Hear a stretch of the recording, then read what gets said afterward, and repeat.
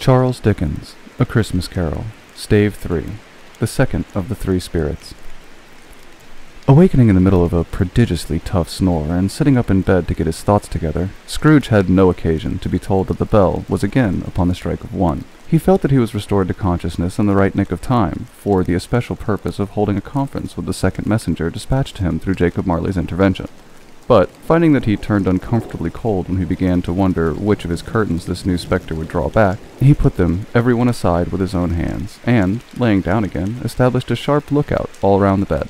For he wished to challenge the spirit on the moment of its appearance, and did not wish to be taken by surprise and made nervous. Gentlemen of the free and easy sort, who plumed themselves on being acquainted with a move or two, and being usually equal to the time of day, express the wide range of their capacity for adventure by observing that they are good for anything from pitch and toss to manslaughter, between which opposite extremes, no doubt, there lies a tolerably wide and comprehensive range of subjects. Without venturing for Scrooge quite as heartily as this, I don't mind calling on you to believe that he was ready for a good broad field of strange appearances, and that nothing between a baby and a rhinoceros would have astonished him very much. Now, being prepared for almost anything, he was not by any means prepared for nothing, and consequently, when the bell struck 1, and no shape appeared, he was taken with a violent fit of trembling. 5 minutes, 10 minutes, a quarter of an hour went by, and yet nothing came. All this time he lay upon his bed, the very core and center of a blaze of ruddy light, which streamed upon it when the clock proclaimed the hour, and which, being the only light, was more alarming than a dozen ghosts, as he was powerless to make out what it meant, or would be at, and was sometimes apprehensive that he might be at the very moment of an interesting case of spontaneous combustion, without having the consolation of knowing it. At last, however, he began to think, as you or I would have thought at first, for it is always the person not in the predicament who knows what ought to have been done in it, and would unquestionably have done it too. At last, I say, he began to think that the source and secret of his ghostly light might be in the adjoining room, from whence, on further tracing it, it seemed to shine. This idea taking full possession of his mind, he got up softly and shuffled in his slippers to the door. The moment Scrooge's hand was on the lock, a strange voice called him by his name and bade him enter. He obeyed. It was his own room, there was no doubt about that, but it had undergone a surprising transformation. The walls and ceiling were so hung with living green that it looked a perfect grove, from every part of which bright gleaming berries glistened. The crisp leaves of holly, mistletoe, and ivy reflected back the light, as if on so many little mirrors had been scattered there, and such a mighty blaze went roaring up the chimney as that dull petrification of a hearse had ever known in Scrooge's time, or Marley's, or for many and many a winter season gone. Heaped up on the floor, to form a kind of throne, were turkeys, geese, game, poultry, brawn, great joints of meat, suckling pigs, long wreaths of sausages, mince pies, plum puddings, barrels of oysters, red-hot chestnuts, cherry-cheeked apples, juicy oranges, luscious pears, immense 12th cakes, and seething bowls of punch, that made the chamber dim with their delicious steam. In easy state upon this couch there sat a jolly giant, glorious to see, who bore a glowing torch, in shape not unlike Plenty's horn, and held it up, high, to shed its light on Scrooge, as he came peeping around the door. "Come in!" exclaimed the ghost. "Come in, and know me better, man!" Scrooge entered timidly, and hung his head before the spirit. He was not the dogged Scrooge he had been, and though the spirit's eyes were clear and kind, he did not like to meet them. "I am the ghost of Christmas present," said the spirit. "Look upon me." Scrooge reverently did so. It was clothed in one simple green robe, or mantle, bordered with white fur. This garment hung so loosely on the figure that its capacious breast was bare, as if disdaining to be warded or concealed by any artifice. Its feet, observable beneath the ample folds of the garment, were also bare, and on its head it wore no other covering than a holly wreath, set here and there with shining icicles. Its dark brown curls were long and free as its genial face, its sparkling eyes, its open hand, its cheery voice, its unconstrained demeanor, and its joyful air. Girded round its middle was an antique scabbard, but no sword was in it, and the ancient sheath was eaten up with rust. "You've never seen the like of me before," exclaimed the spirit. "Never," Scrooge made answer to it. "Have never walked forth with the young members of my family, meaning, for I am very young, my elder brothers born in these later years," pursued the phantom. "I don't think I have," said Scrooge. "I'm afraid I have not. Have you had many brothers, spirit?" "More than 1,800, said the ghost. "A tremendous family to provide for," muttered Scrooge. The ghost of Christmas present rose. "Spirit," said Scrooge submissively, "conduct me where you will. I went forth last night on compulsion, and I learned a lesson which is working now. Tonight, if you have aught to teach me, let me profit by it." "Touch my robe." Scrooge did as he was told, and held it fast. Holly, mistletoe, red berries, ivy, turkeys, geese, game, poultry, brawn, meat, pigs, sausages, oysters, pies, puddings, fruit, punch, all vanished instantly. So did the room, the fire, the ruddy glow, the hour of the night, and they stood in the city streets on Christmas morning, where, for the weather was severe, the people made a rough but brisk and not unpleasant kind of music, in scraping the snow from their pavement in front of their dwellings, and from the tops of their houses, whence it was mad delight to the boys to see it come plumping down into the road below, and splitting into artificial little snowstorms.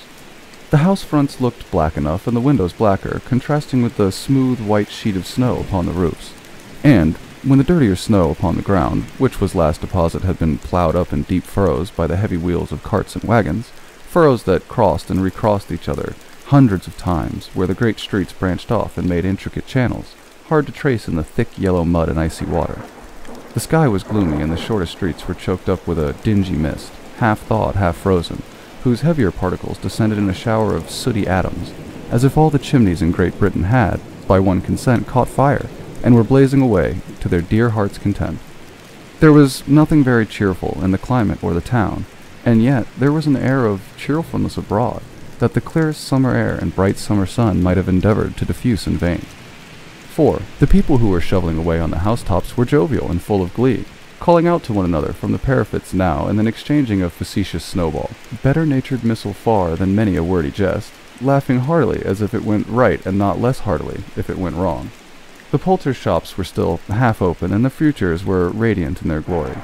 There were great, round, pot-bellied baskets of chestnuts, shaped like the waistcoats of jolly old gentlemen, lolling at the doors, and tumbling out into the street in their apocalyptic opulence.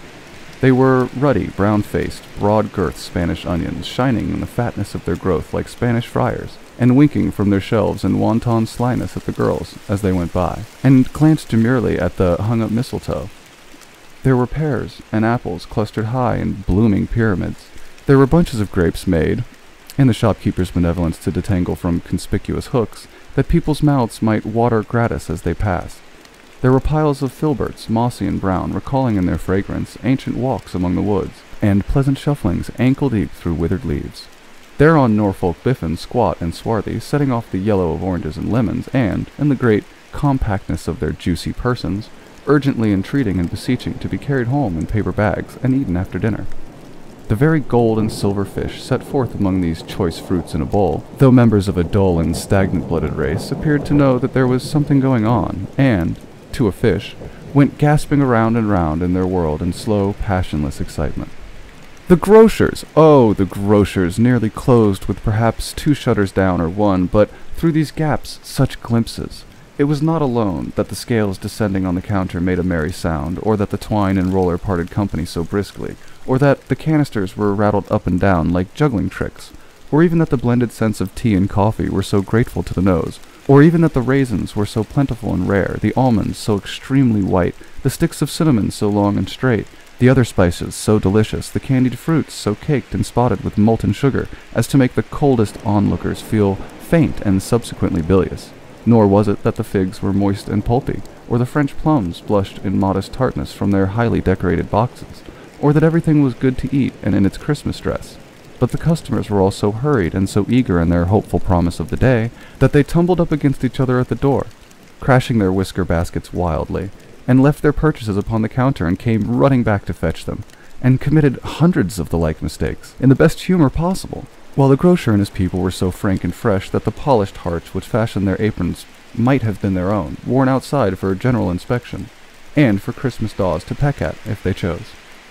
But soon the steeples called good people all to church and chapel, and away they came, flocking through the streets in their best clothes and with their gayest faces. And, at the same time, there emerged from scores of by-streets, lanes, and nameless turnings innumerable people, carrying their dinners to the bakers' shops. The sight of these poor revelers appeared to interest the spirit very much, for he stood with Scrooge beside him in the baker's doorway, and, taking off the covers as their bearers passed, sprinkled incense on their dinners from his torch. And it was a very uncommon kind of torch, for once or twice when there were angry words between some dinner carriers who had jostled each other and shed a few drops of water on them from it, and their good humor was restored directly. For they said it was a shame to quarrel upon Christmas Day, and so it was, God love, and so it was. In time the bells ceased, and the bakers were shut up, and yet there was a genial shadowing forth of all these dinners and their progress of their cooking, in the thawed botch of wet above each baker's oven, where the pavement smoked as if the stones were cooking too. "Is there a peculiar flavor in that which you sprinkle from your torch?" asked Scrooge. "There is. My own." "Would it apply to any kind of dinner on this day?" asked Scrooge. "To any kindly given. To a poor one most." "Why to a poor one most?" asked Scrooge. "Because it needs it most." "Spirit," said Scrooge, after a moment's thought, "I wonder you, of all the beings in the many worlds about us, should desire to cramp these people's opportunities of innocent enjoyment."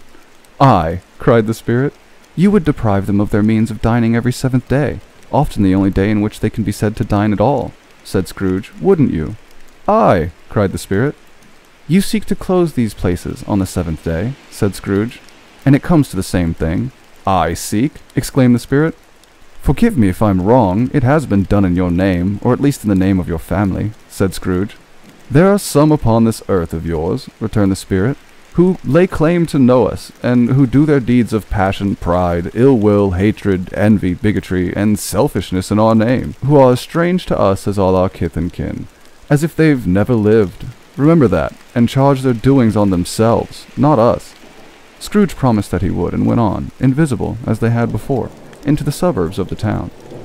It was a remarkable quality of the ghost, which Scrooge had observed in the baker's, that notwithstanding his gigantic size, he could accommodate himself to any place with ease, and that he stood beneath the low roof quite as gracefully and like a supernatural creature as it was possible he could have done in any lofty hall. And perhaps it was the pleasure the good Spirit had in showing off this power of his, or else it was his own kind, generous, hearty nature, and his sympathy with all poor men, that led him straight to Scrooge's clerk. For there he went, and took Scrooge with him, holding his robe, and on the threshold of the door, the Spirit smiled, and stopped to bless Bob Cratchit's dwelling with the sprinkling of his torch. Think of that!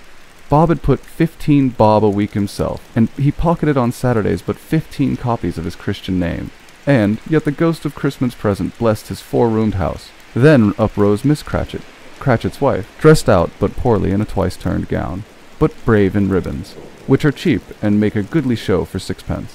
And she laid the cloth, assisted by Belinda Cratchit, second of her daughters, also brave in ribbons, while Master Peter Cratchit plunged a fork into the saucepan of potatoes, and, getting the corners of his monstrous shirt-collar, Bob's private property conferred upon his son and heir in honor of the day, into his mouth, rejoiced to find himself so gallantly attired, and yearned to show his linen in the fashionable parts.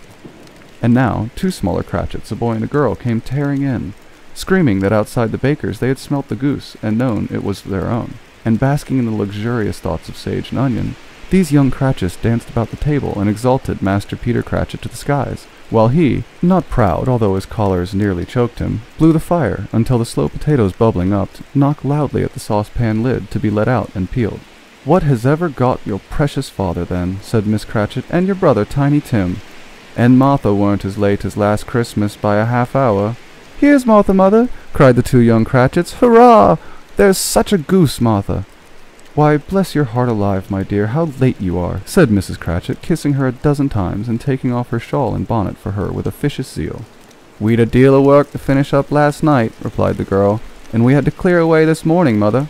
"Well, never mind, so long as you are come," said Miss Cratchit. "Sit ye down before the fire, my dear, and have a warm. Lord bless ye." "No, no, there's father coming," cried the 2 young Cratchits, who were everywhere at once. "Hide, Martha, hide!" So Martha hid herself, and in came little Bob, the father, with at least 3 feet of comforter, exclusive of the fringe, hanging down before him, and his threadbare clothes darned up and brushed to look seasonable, and Tiny Tim upon his shoulder.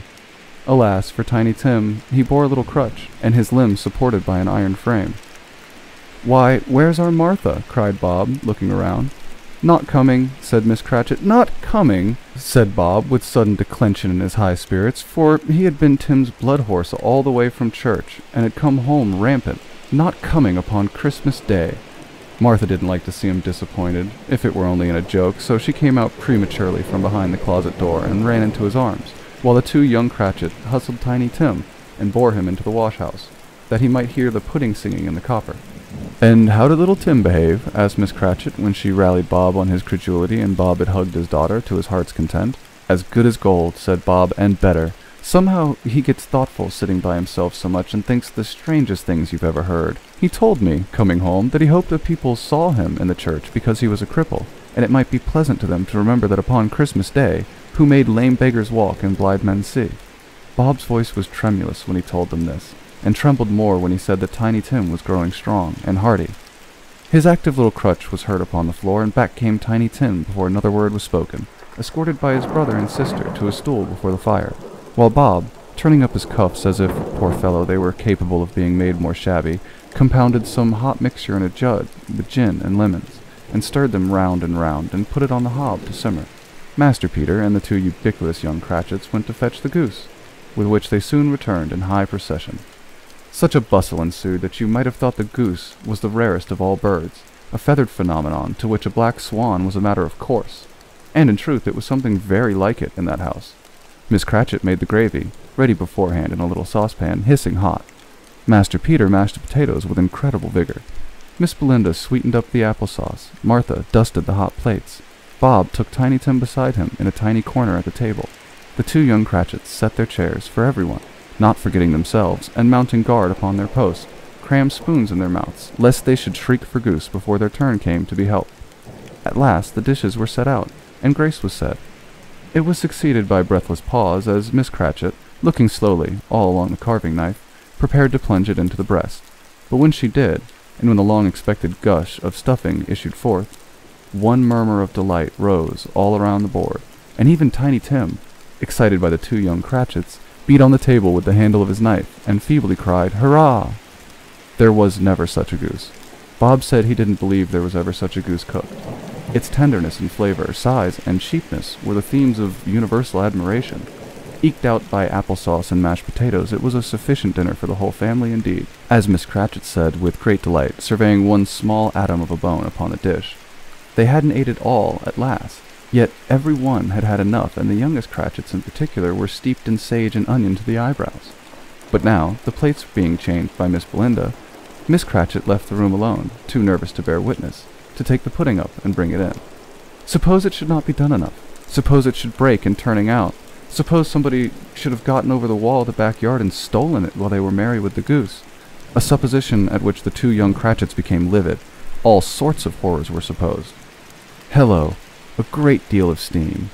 The pudding was out of the copper, a smell like a washing day. That was the cloth. A smell like an eating house and a pastry cook's next door to each other with a laundress next door to that. That was the pudding. In half a minute Miss Cratchit entered, flushed but smiling proudly, with the pudding, like a speckled cannonball, so hard and firm, blazing in half a quartern of ignited brandy, and bright with Christmas holly stuck into the top. "Oh, a wonderful pudding," Bob Cratchit said, and calmly too, that he regarded it the greatest success achieved by Miss Cratchit since their marriage. Miss Cratchit said that now the weight was off her mind, she could confess that she had her doubts about the quantity of flour. Everybody had something to say about it, but nobody said or thought that it was a small pudding for a large family. It would have been flat heresy to do so. Any Cratchit would have blushed at the hint of such a thing. At last the dinner was all done. The cloth was cleared, the hearth swept, and the fire made up. The compound in the jug was tasted and considered perfect. Apples and oranges were put upon the table, and a shovelful of chestnuts on the fire. Then the Cratchit family drew round the hearth in what Bob Cratchit called a circle, meaning half a one, and at Bob Cratchit's elbow stood the family display of glass, 2 tumblers and a custard cup without a handle. These held the hot stuff from the jug, however, as well as golden goblets would have done, and Bob served it out with beaming looks while the chestnuts on the fire sputtered and cracked noisily.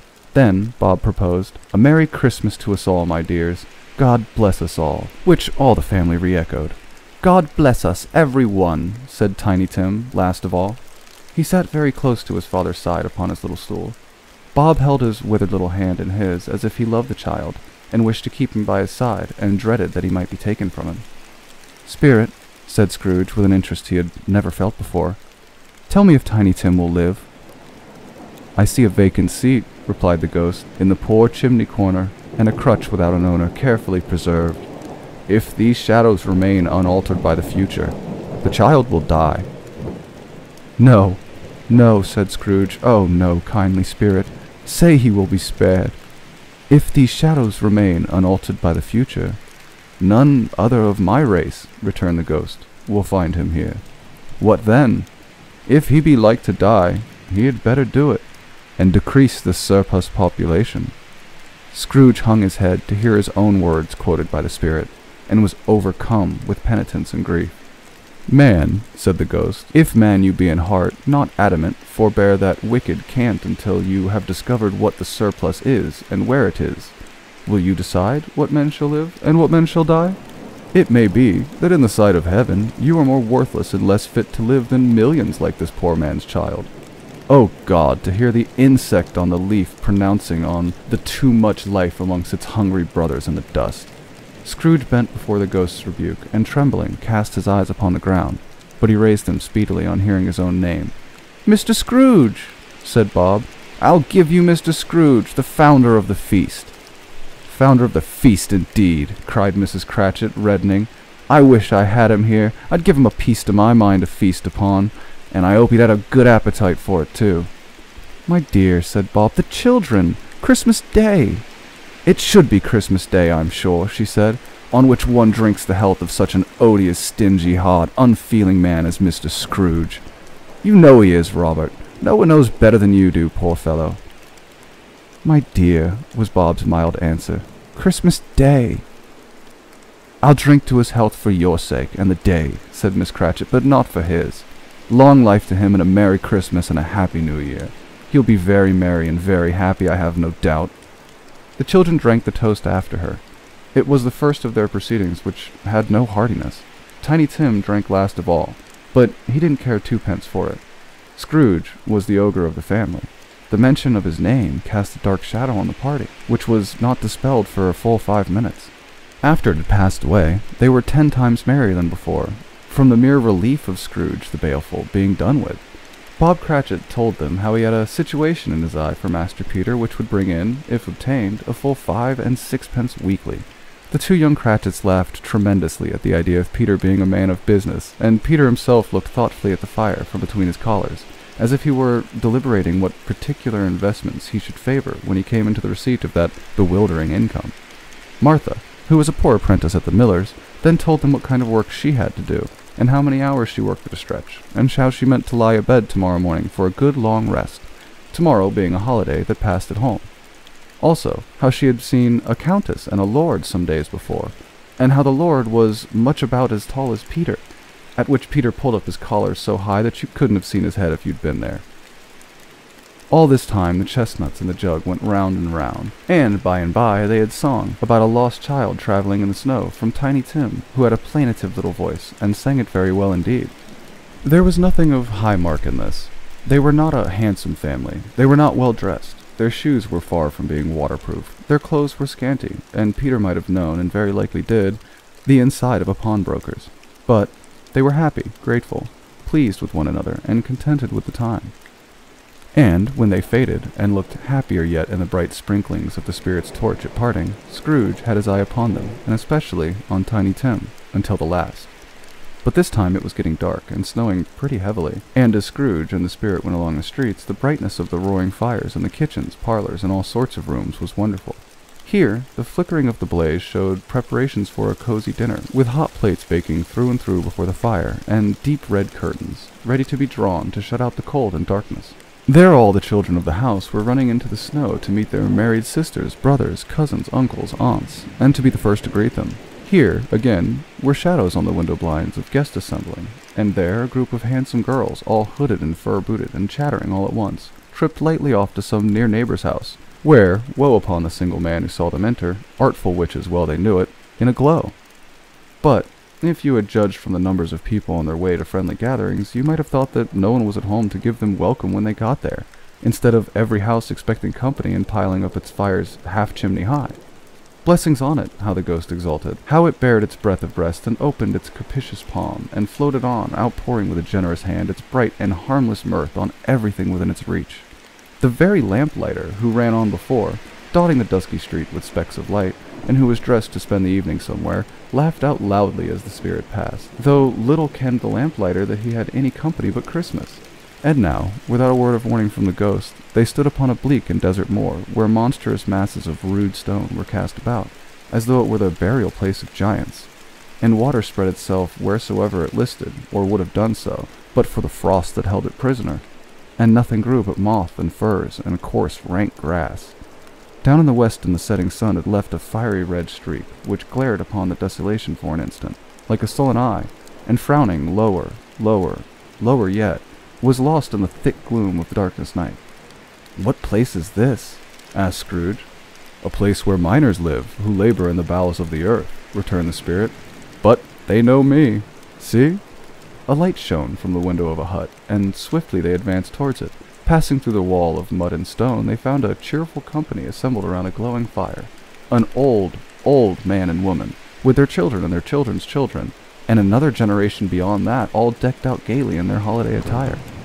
The old man, in a voice that seldom rose above the howling of the wind upon the barren waste, was singing them a Christmas song. It had been a very old song when he was a boy, and from time to time they all joined the chorus. So surely they raised their voices, the old man got quite blithe and loud, and so surely as they stopped, his vigor sank again. The spirit did not tarry here, but bade Scrooge hold his robe, and passing on above the moor, sped, whither? Not to sea? To sea? To Scrooge's horror, looking back, he saw the last of land, a frightful range of rocks behind them, and his ears were deafened by the thundering of water as it rolled and roared and raged among the dreadful caverns it had worn, and fiercely tried to undermine the earth. Built upon a dismal reef of sunken rocks, some league or so from the shore, on which the waters chafed and dashed the wild year through, there stood a solitary lighthouse. Great heaps of seaweed clung to its base, and storm birds, born of the wind one might suppose as seaweeds of the water, rose and fell about it like the waves they skimmed.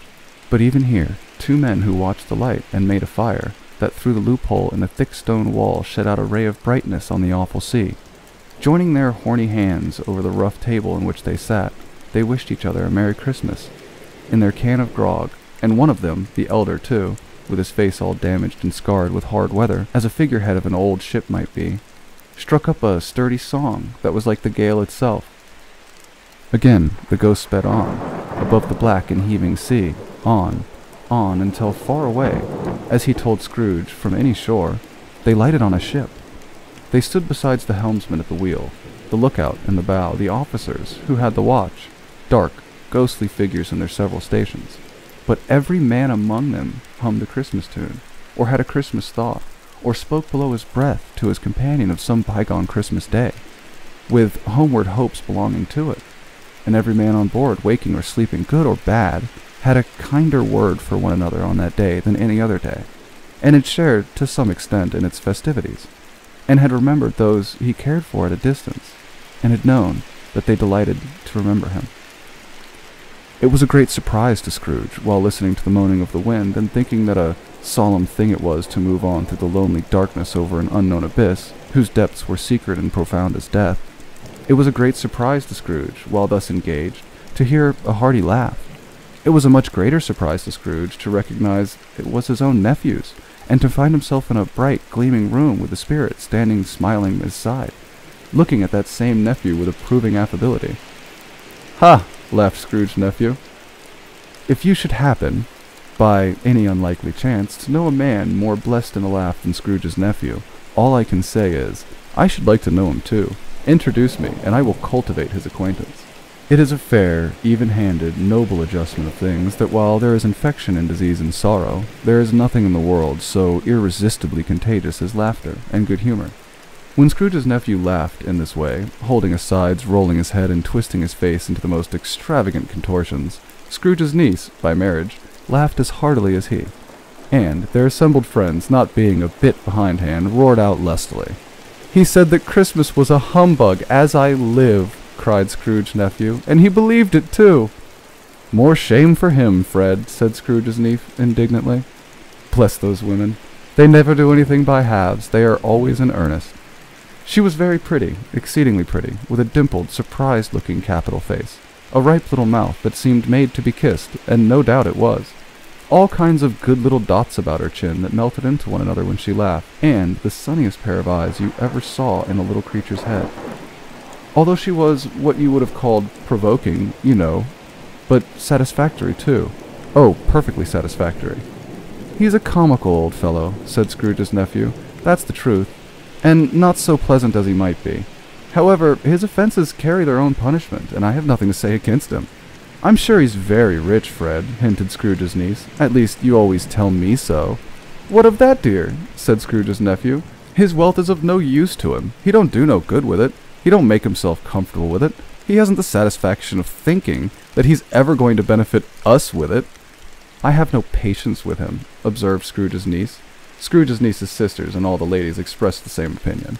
Oh, I have, said Scrooge's nephew. I'm sorry for him. I couldn't be angry with him if I tried. Who suffers by his ill whims? Him, always. Here, he takes it into his head to dislike us, and he won't come and dine with us. What's the consequence? He won't lose much of a dinner. Indeed, I think he loses a very good dinner, interrupted Scrooge's niece. Everybody else said the same, and they must be allowed to have been competent judges because they had just had dinner, and, with the dessert upon the table, were clustered round the fire by lamplight. Well, I'm very glad to hear it, said Scrooge's nephew, because I haven't great faith in these young housekeepers. What do you say, Topper? Topper had clearly got his eye upon one of Scrooge's niece's sisters, for he answered that a bachelor was a wretched outcast who had no right to express an opinion on the subject. Whereat Scrooge's niece's sister, the plump one with the lace tucker, not the one with the roses, blushed. Do go on, Fred, said Scrooge's niece, clapping her hands. He never finishes what he begins to say. He is such a ridiculous fellow. Scrooge's nephew revelled in another laugh, and, as it was impossible to keep the infection off, though the plump sister tried hard to do it with aromatic vinegar, his example was unanimously followed. I was only going to say, said Scrooge's nephew, that the consequence of his taking a dislike to us and not making merry with us is, as I think, that he loses some pleasant moments, which could do him no harm. I'm sure he loses pleasanter companions than he finds in his own thoughts, either in his mouldy old office or his dusty chambers. I mean to give him the same chance every year, whether he likes it or not, for I pity him. He may rail at Christmas till he dies, but he can't help thinking better of it. I defy him. If he finds me going there in good temper year after year and saying, Uncle Scrooge, how are you? If it only puts him in the vein to leave his poor clerk £50, that's something. And I think I shook him yesterday. It was their turn to laugh now at the notion of him shaking Scrooge. But being thoroughly good-natured and not much caring what they laughed at, so they laughed at any rate, he encouraged them in their merriment and passed the bottle joyously. After tea, they had some music, for they were a musical family, and knew what they were about when they sung glee or catch, I can assure you. Especially Topper, who could growl away in the bass like a good one, and never swell the large veins in his forehead or get red in the face over it. Scrooge's niece played well upon the harp, and played, among other tunes, a simple little air, a mere nothing, you might learn to whistle it in 2 minutes, which had been familiar to the child who fetched Scrooge from the boarding school, as he had been reminded by the ghost of Christmas past. When this strain of music sounded, all the things the ghost had shown him came upon his mind. He softened more and more, and thought if he could have listened to it often years ago, he might have cultivated the kindness of life for his own happiness with his own hands, without resorting to the sexton's spade that buried Jacob Marley. But they didn't devote the whole evening to music. After a while, they played at forfeits, for it was good to be children sometimes, and never better than at Christmas, when its mighty founder was a child himself. Stop! There was first a game of blind man's bluff. Of course there was. And I no more believed Topper was really blind than I believed that he had eyes in his boots. My opinion is that it was a done thing between him and Scrooge's nephew, that the ghost of Christmas present knew it. The way he went after that plump sister and the lace tucker was an outrage on the credulity of human nature. Knocking down the fire irons, tumbling over the chairs, bumping against the piano, smothering himself among the curtains. Wherever she went, there went he. He always knew where the plump sister was. He wouldn't catch anybody else. If you had fallen up against him, as some of them did, on purpose, he would have made a feint of endeavoring to seize you, which would have been an affront to your understanding, and he would have instantly sidled off in the direction of the plump sister. She often cried out that it wasn't fair, and it really was not, but when at last he caught her, when, in spite of all her silken rustlings and her rapid flutterings past him, he got her into a corner whence there was no escape, then his conduct was most execrable. For his pretending not to know her, his pretending that it was necessary to touch her headdress, to further assure himself of her identity by pressing a certain ring upon her finger, and a certain chain around her neck, was vile, monstrous. No doubt she told him her opinion of it when, another blind man being in office, they were so very confidential together behind the curtains. Scrooge's niece was not one of the blind man's Bluff party, but was made comfortable with a large chair and a footstool in a snug corner where the ghost and Scrooge were close behind her. But she joined in the forfeits, and loved her love to admiration with all the letters of the alphabet. Likewise, at the game of how, when, and where, she was very great, and, to the secret joy of Scrooge's nephew, beat her sisters hollow, though they were sharp girls too, as Topper could have told you. There might have been 20 people there, young and old, but they all played, and so did Scrooge, for wholly forgetting, in the interest he had in what was going on, that his voice made no sound in their ears. He sometimes came out with his guess quite loud, and often guessed quite right too, for the sharpest needle, best in Whitechapel, warranted not to cut in the eye, was not sharper than Scrooge, blunt as he took it in his head to be. The ghost was greatly pleased to find him in the mood, and looked upon him with such favor that he begged, like a boy, to be allowed to stay until the guest departed. But this, the spirit said, could not be done. "Here's a new game," said Scrooge. "1 half an hour, spirit, only one." It was a game called Yes and No, where Scrooge's nephew had to think of something, and the rest must find out what, he only answering to their questions yes or no, as the case was. The brisk fire of questioning to which he was exposed elicited from him that he was thinking of an animal, a live animal, rather a disagreeable animal, a savage animal, an animal that growled and grunted sometimes, and talked sometimes, and lived in London, and walked about the streets, and wasn't made a show of, and wasn't led by anyone, and didn't live in a menagerie, and was never killed in the market, and was not a horse, an ass, or a cow, or a bull, or a tiger, or a dog, or a pig, or a cat, or a bear. At every fresh question that was put to him, his nephew burst into a fresh roar of laughter, and was so inexpressibly tickled that he felt obliged to get up off the sofa and stamp.